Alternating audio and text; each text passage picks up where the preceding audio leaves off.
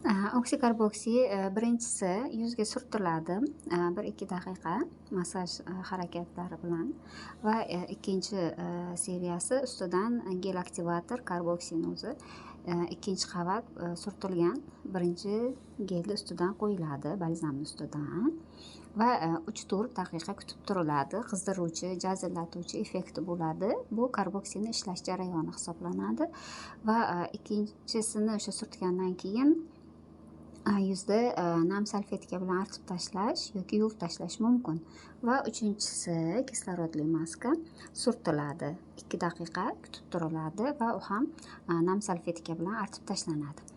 Yuzimiz o'xot bo'ldi, demak uchinchisida dog' ketkazuvchi krem yuzimizda dog'ini ketkazish uchun surtamiz va uni ketidan ko'chaga chiqish uchun SPF'li bu iSeal seriyasidan chok tonalkasi juda yuzga yaxshi turadi va ikkinchisini karboksini ishlatgan vaqtimiz kislorodniy spreyda sepamiz jazillashini sal pasaytirish uchun, effektini oshirish uchun va kremlarni ustidan ham sepish mumkin.